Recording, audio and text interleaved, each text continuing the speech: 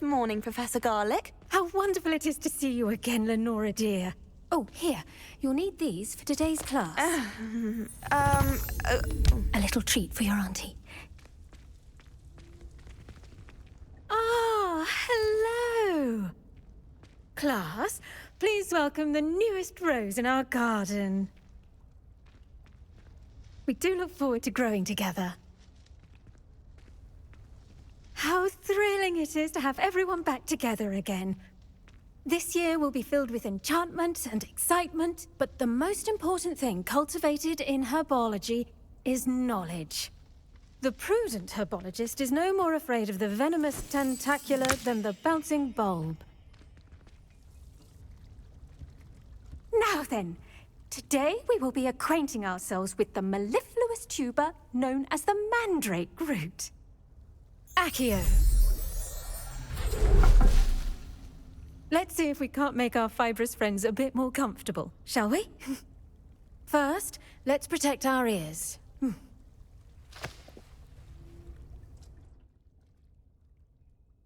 Now, everyone, grip their mandrake by the tendrils and give it a firm tug.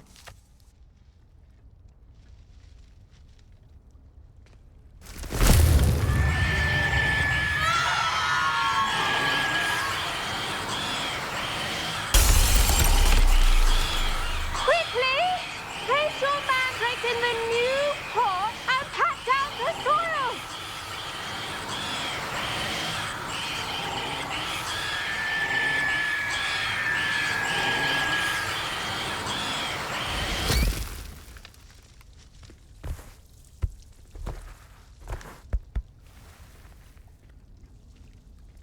The soil should envelop the root like a warm, dirty blanket, putting the mandrake right at ease.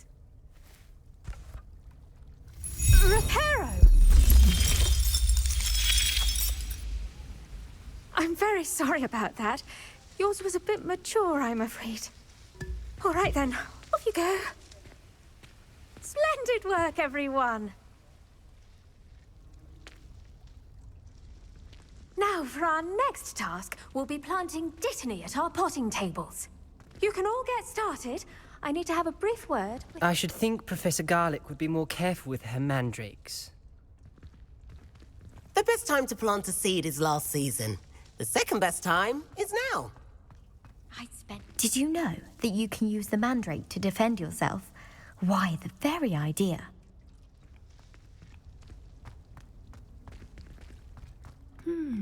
I wonder if hippogriffs like Yes, Professor? mothballs. Firstly, well done with your mandrake. They can be rather difficult to get a grasp of. Actually, I enjoyed it. I couldn't help but catch your enthusiasm. How kind of you. It seems you're already taking to herbology like a mandrake to fresh soil. Now, as I mentioned, next we'll be planting dittany. Let us find you some seeds. I already have some, Professor. Picked them up in Hogsmeade. You visited the Magic Neep. Wonderful! A prepared student is bound to bloom. I've arranged for you to have your own potting table here in the classroom. Wasn't easy to spare one on such late notice. Plant the seeds there now, and you can return to harvest them later. Even with soil, sunlight, and a bit of magic, they will take time to grow. Let's see how to balance my star thistle arrangement. Niffler's fan. I do wonder about Professor Fig. He's hardly ever in his classroom. Most strange. Dittany's restorative properties make it a vital Pardon me, Professor. What? You're...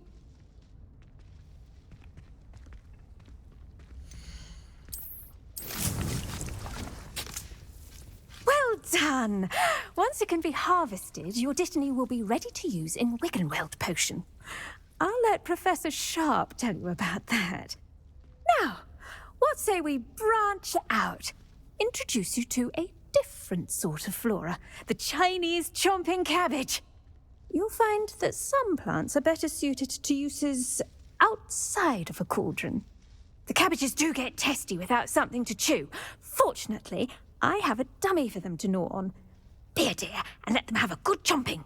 Yes, Professor. They're in the other greenhouse. It's just at the end of the footbridge leading out of this room. Your classmate, Mr. Pruitt, has kindly offered to accompany you. Come back and see me when you're finished. Oh, and mind your fingers. They do bite.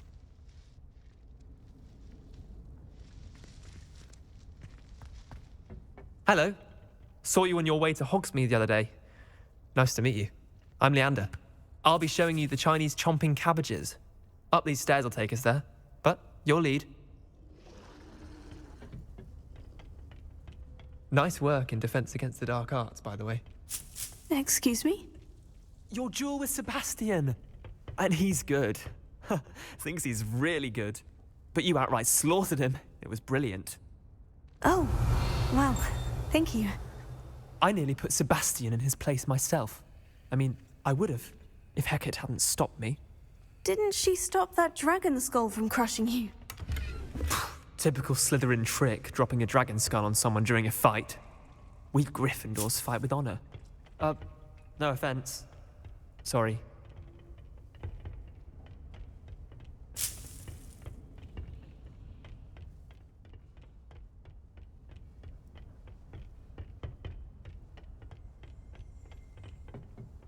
Here we are, home of the Chinese chomping cabbage. Revelio.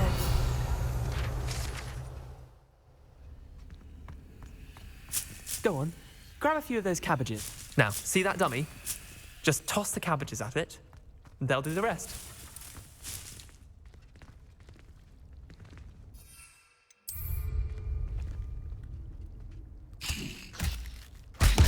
Look at that. They'll chomp on anything they can get their mouths on. Mum planted some in her garden last year to keep the gnomes out.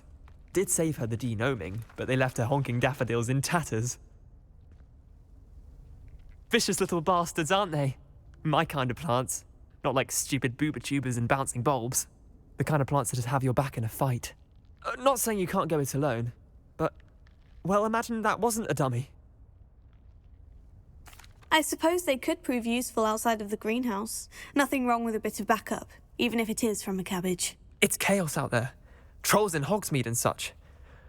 You can't be above throwing a cruciferous vegetable if necessary. Dogweed and deathcap has more of them, if you're keen. Other plants too. Ones your parents wouldn't plant in the garden. You get the idea.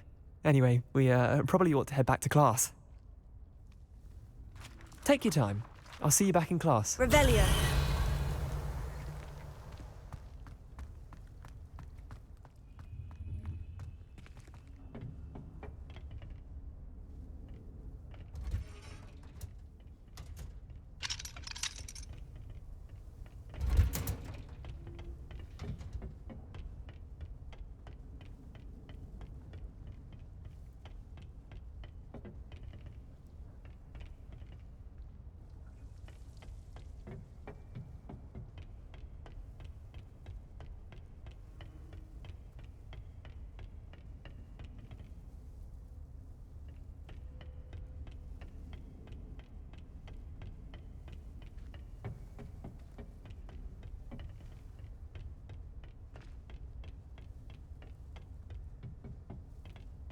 And with that helpful reminder as to why we should always wear our dragon hide gloves, I shall end our lesson here. Terribly sorry, Mr. Clopton.